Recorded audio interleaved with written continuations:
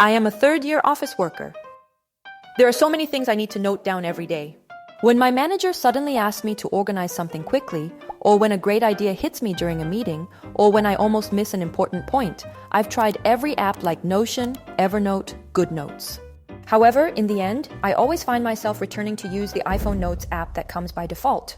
As someone who only writes notes, I'll share some hidden tips for the iPhone Notes app that even I didn't know about. If you watch this video until the end, your iPhone Notes app will look at least a bit different. Learning easy technology with Mansong Easy. This might be something everyone already knows, but you can also lock the iPhone Notes app. For example, I tend to store a lot of private and confidential information in my iPhone Notes app, including things like various IDs, passwords, some bank-related details, and scans of identification. Of course, my iPhone Notes are mostly for my eyes only, but still, there's a difference between locking it and not locking it. You can go into the note, tap the top right corner of your screen, and then press lock to ensure it is locked. You can also create a separate password. While your iPhone's lock screen, Face ID, or password can lock your phone, the Notes app can have its own password. Alternatively, you can long press the note you want to lock and select Lock Note to do the same thing. You will notice a lock icon now appear on the left side. In order to view this note, you now need to enter the password. This is most likely something that everyone is already aware of, but what you can do is long press an important note and then use the pin note feature. This will ensure the note stays prominently at the top. I also make sure to pin various notes like passwords or the notes I frequently look up. It appears that quite a few notes can be pinned, although I haven't pinned many, but I've happened to pin about 3 or 4 so far. And here's a feature that truly can pay off if used effectively. You can scan documents within iPhone Notes. I haven't had much need to scan things these days, but I wonder if college students are still scanning the lecture materials handed out by their professors like they used to.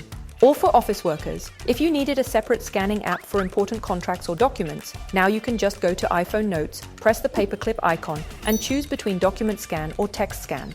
The primary difference is that with Document Scan, if you want to scan a book, it will automatically scan it for you. However, there are times when you might not appreciate that it automatically takes pictures. When you find yourself in that situation, you can switch from automatic mode to manual mode by pressing the top right corner, then you'll have to press the capture button yourself. I personally consider manual mode to be more straightforward and easier compared to automatic mode. Auto-scanning kicks in immediately upon recognizing paper, so scanning exactly how I want is challenging. Oh, and when office workers collect receipts for reimbursement, scanning each receipt like this makes expense reporting much easier later. Once you press the Save button, the scanned documents will appear instantly just like this. Ta-da! At that point, you can tap the Preview button to review them, and you can easily decide to view them in either small, medium, or large sizes. I usually select the medium size option. After that, I always rename the file.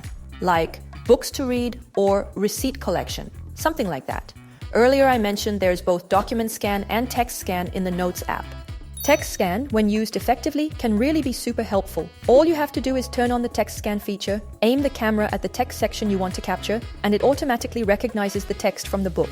Then you just need to tap on Insert, and it is instantly copied as text. Here's when I found this really useful. I'm kind of a Korean literature girl, and I really enjoy reading Korean novels. When I read Korean literature, especially writers like Yang Guija, Han Kang, Choi Yun-young, they write such beautiful gem-like prose. So when I find a line I love, I always move it to my iPhone Notes to revisit later. Up until now, I used to type it completely out manually. But now, I only have to scan it with the camera. Way faster, right? The recognition isn't 100% perfect though. But you only need to actually make a few small adjustments and edits. As you can see, it's quite accurate overall. There are a few awkward spacing issues and similar concerns, yet it's still far more efficient than typing everything out yourself. You can also record audio comfortably in the iPhone Notes application. Tap the file icon and you'll see the audio recording option. You can just record something like, "Hello, this is Paige. Nice to meet you." Press done and a voice memo is saved. Rename it to something like self-intro or similar. If you want to keep recording, just tap on Add to Recording and continue with your audio like saying hello, hello, hello. You can keep adding to the recording like this. This feature is amazing when inspiration suddenly strikes, or an idea, and you don't have time to write it down. Just click the iPhone Notes, press record, suddenly the idea strikes. For example, Stars Falling at Night. Now you can review your lyrics easily later.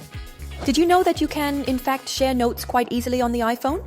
If utilized well, this feature becomes remarkably versatile. It provides the ability to collaborate with other people on the exact same note.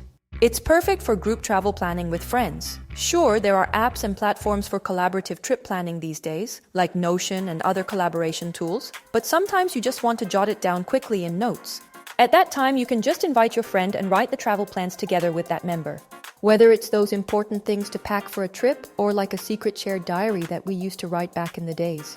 With that nostalgic vibe, you can share a single note to write a shared journal together or even plan a trip. It's great for any kind of joint writing. It's collaborative work. You can clearly see who has edited what content and also when. You might not use it very much in work, but it's definitely useful when sharing notes with your friends or family members. Once you click the icon positioned in the top right corner, you can select the Share button in order to examine available options for both collaboration and creating a duplicate. Sending a copy implies forever. If working alongside someone is your goal, tap the Collaborate option to share a link either using AirDrop or with KakaoTalk, also allowing you to set the editing permissions accordingly. You are able to restrict this particular note to only the people whom you have invited, or you can choose to allow anyone who has the link to have access. Additionally, you have the ability to decide whether they can only view the note or if they also have permission to edit it. And within iPhone Notes, you can format the text in a wide variety of different ways. Although I don't use it heavily myself, I recognize that when employed well, the formatting features can make your notes look exceptionally clean and remarkably stylish.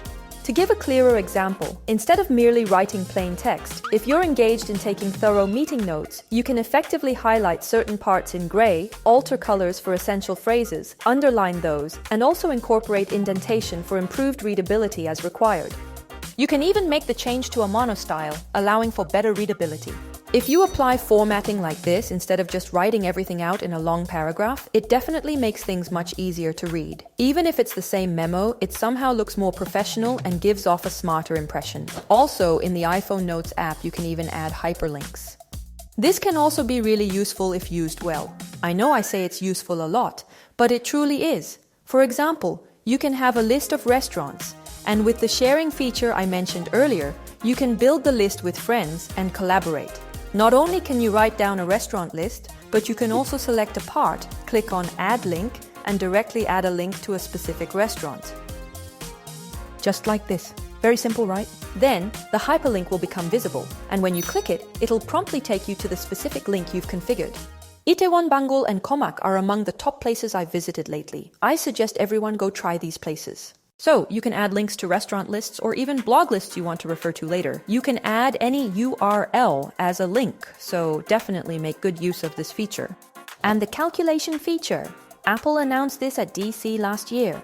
If you would often deal with math formulas or calculations, such as interior designers, architects, or students who need to focus on calculating numbers, this feature becomes really very useful.